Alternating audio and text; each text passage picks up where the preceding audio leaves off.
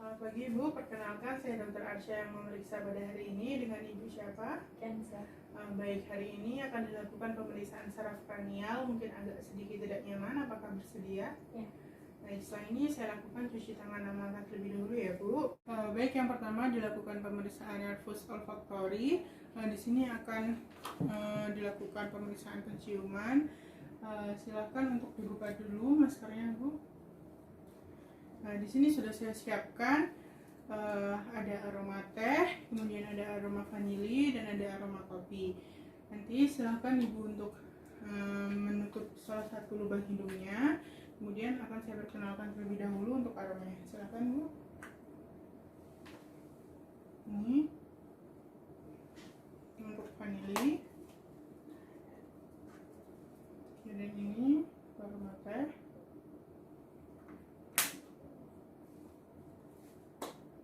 Ini untuk aroma kopi.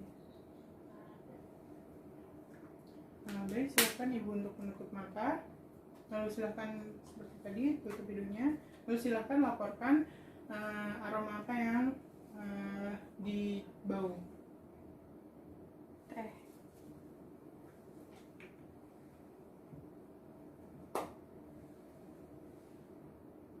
Kopi.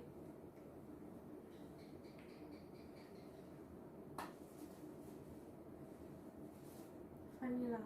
Kemudian bergantian sisi sebelah satunya. Teh. Vanila. Kopi. Oke, baik. Nah, di sini pasien dapat menyebutkan aroma dengan benar, maka dari hasil pemeriksaan pasien dalam keadaan normal. Nah, baik, selanjutnya dilakukan pemeriksaan nervus trochlearis, oculomotorius, dan abdusen. Di sini saya akan memeriksa bagian kelopak mata, kemudian bagian pupilnya, dan juga gerakan dari bola mata pasien. Baik, di sini silakan pasien untuk membuka matanya secara lebar-lebar, kemudian silakan menghadap lurus ke depan. Di sini akan saya perhatikan apakah ada ptosis, exophthalmus, enophthalmus, dan strabismus. Baik, di sini saya akan menggunakan senter untuk melihat dari bentuk, tapi serta diameter pupil, lalu akan saya bandingkan antara sisi kanan dan kiri.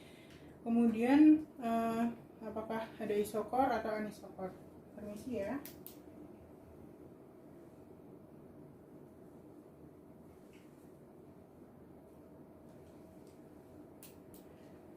Oke, selanjutnya yaitu pemeriksaan refleks dari pupil.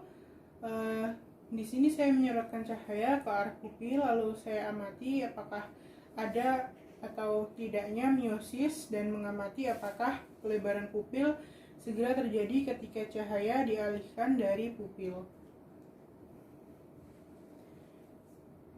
Lalu untuk pemeriksaan refleks pupil secara tidak langsung atau konsensual, diamati perubahan dari diameter pupil pada mata yang tidak disorot oleh cahaya ketika mata yang satunya mendapatkan sorotan cahaya secara langsung. Oke, baik, selanjutnya untuk refleks akomodasi dari pupil. Di sini pasien silahkan melihat jari telunjuk saya, kemudian silahkan amati terus-menerus ya.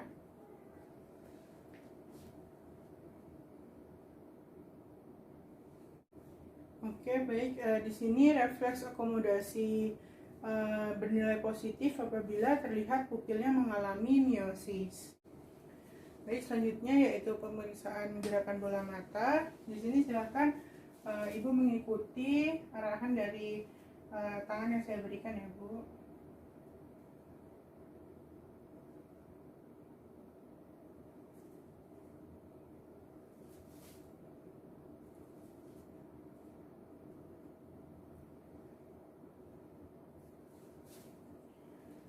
Oke, baik, di sini saya perhatikan dari gerakan bola matanya secara lancar dan mulus.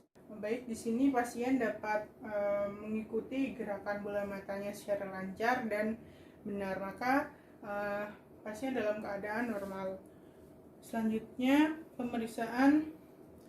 yaitu pemeriksaan nervus vestibulocochlearis. Di sini saya akan melakukan pemeriksaan terhadap saraf telinga pasien. Yang pertama ada tes kalori.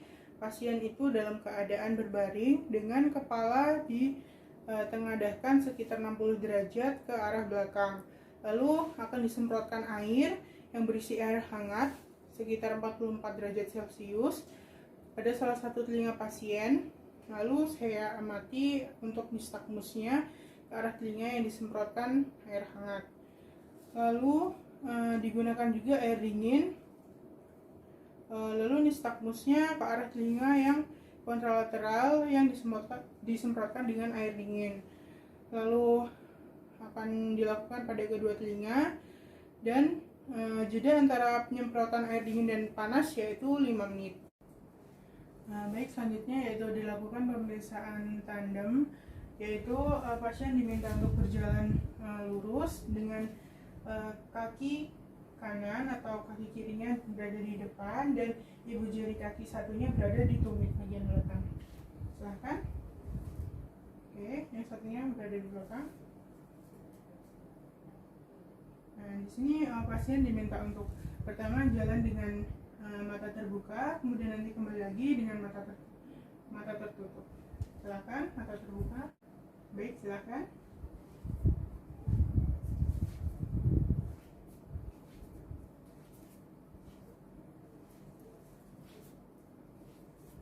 Baik, cukup. Jadi kemudian silakan lakukan dengan mata tertutup ya, Bu. Silakan mikir dulu.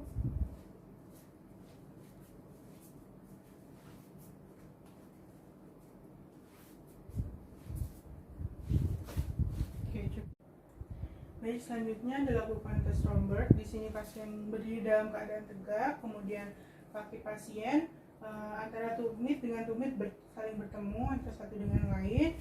Kemudian untuk tangannya silahkan disilangkan ke depan dada. Oke, baik, silahkan untuk menutup mata. Baik, silahkan untuk membuka mata.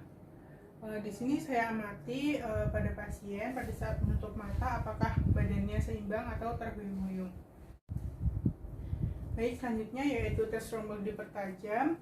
Di sini posisi pasien berdiri dalam keadaan tegak, kemudian untuk kaki pasien salah satunya berada di depan ibu jari kaki yang sebelahnya. Oke, kemudian untuk tangannya silahkan disilangkan ke depan. Oke, yang pertama silahkan berdiri dalam keadaan tegak dan dalam mata terbuka. Oke, baik, silahkan untuk menutup mata. Di sini saya amati apakah pasien tetap dalam keadaan tegap ataukah dia terhuyung-huyung. Oke, baik. Baik, selanjutnya dilakukan pemeriksaan nervus glossopharyngeus dan vagus. Di sini akan dilakukan pemeriksaan pada saraf otak kelas 9 dan ke-10.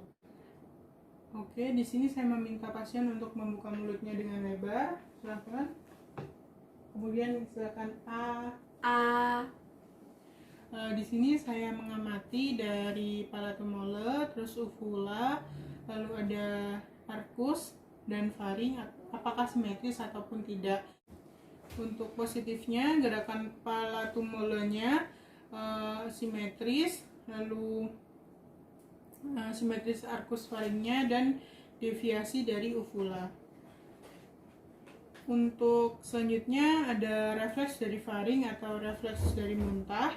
Di sini pasien diminta untuk membuka mulut, lalu akan dirangsang dari dinding-dinding faring atau dari pangkal lidah dengan menggunakan tong spatel. Untuk respon positifnya faringnya akan terangkat dan lidah tertarik. Selanjutnya ada disfonia. Di sini pasien silahkan ucapkan kata-kata yang berasal dari otot faring seperti mama, silahkan Mama. Kemudian haha, lalu gaga. Oke, baik. Selanjutnya dilakukan pemeriksaan nervus accessorius yaitu nervus 11. Di sini akan saya lakukan pemeriksaan pada saraf kranial 11. Silahkan pasien untuk menoleh ke kanan dan ke kiri, kemudian nanti rahang bagian bawahnya akan saya tahan, kemudian akan saya nilai kekuatannya. Silakan menoleh ke kanan. Oke, kemudian bergantian ke kiri. Oke, kemudian silakan untuk merunduk ke bawah, ditempelkan dagunya ke dada. Silakan. Oke, di sini saya menilai dari musculus sternocleidomastoideus. Lalu selanjutnya pemeriksaan musculus trapezius. Di sini saya akan memperhatikan dari keseimbangan posisi bahu pasien. Nanti silahkan ibu untuk mengangkat kedua bahunya, lalu akan saya tahan menggunakan tangan saya, kemudian akan saya bandingkan antara kiri dan kanan. Silahkan. Oke, baik. Di sini saya laporkan bahwa kekuatan antara musculus sternocleidomastoideus dan musculus trapeziusnya semuanya normal. Baik, kemudian yang terakhir yaitu pemeriksaan nervus hypoglossus. Di sini saya akan memeriksa bagian lidah pasien. Lalu silakan pasien untuk membuka mulutnya. Silakan dibuka. Kemudian saya amati apakah ada atrofi pada lidah. Silakan dibuka lebih lebar. Kemudian ada vasikulasi atau deviasi dari lidah. Lalu silakan untuk menjulurkan lidahnya. Di sini saya amati apakah ada deviasi atau tidak.